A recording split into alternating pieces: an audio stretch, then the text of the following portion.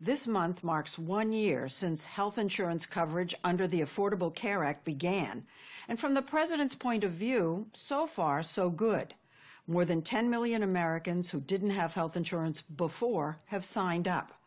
But congressional Republicans are gunning for Obamacare. Even if they can't outright repeal it, they want an overhaul.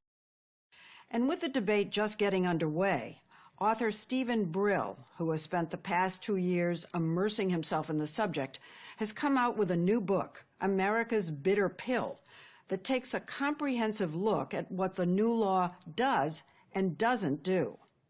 Brill argues that Obamacare is the product of what he calls an orgy of lobbying and backroom deals, in which just about everyone with a stake in the $3 trillion a year health industry came out ahead, except the taxpayers. Good news, more people are going to get health care. Bad news, we have no way in the world that we're going to be able to pay for it. Stephen Brill says that the outrage is what the Affordable Care Act doesn't do. It doesn't do anything on medical malpractice reform. It doesn't do anything to control drug prices. It doesn't do anything to control hospital profits. So all the cost controlling side of this just went by the wayside. 99% of it. Brill learned that when it came to controlling costs, the White House was told up front, after costs, you're never going to get anything passed because the lobbyists won't, will just not allow it to be passed. So let's go through what each entity won. The drug companies, they were going to get $200+ billion worth of new customers able to pay for drugs. They were going to avoid the calamity of the real reforms that they were worried about, price controls generally, Canada. You and I being able to buy drugs from Canada, that would have cost them hundreds of billions. The hospital lobby did agree to cuts and how much the federal government compensates them for Medicare patients. But Brill says overall the trade-off in new paying patients would more than make up for that. And the hospitals managed to keep other cost controls completely off the table, allowing them to charge whatever they can get for hospital stays and greatly mark up drug and test prices.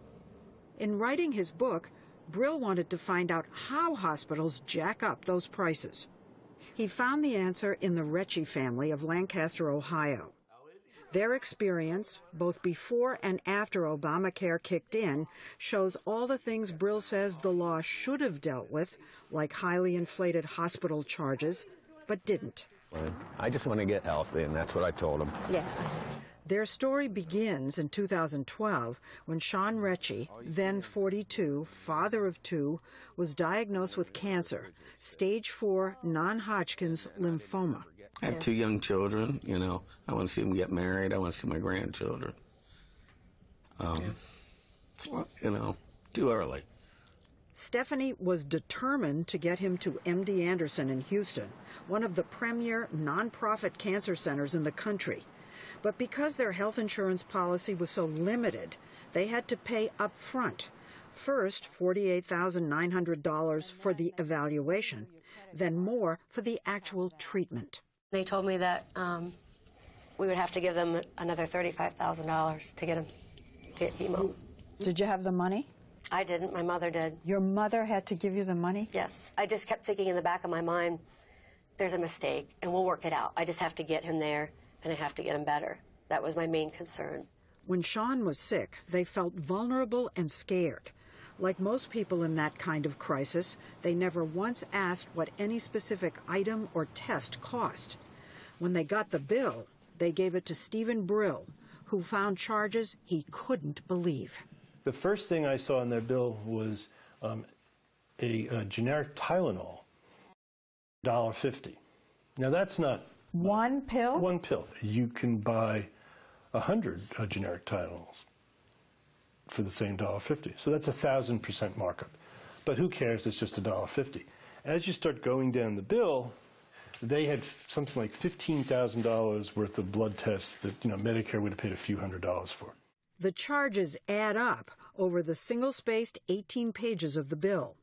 Independent hospital economists say these are all greatly inflated over their actual costs, like a PET scan for $5,453, a 400% markup. 3 CT scans for $9,685, an 1,100% markup.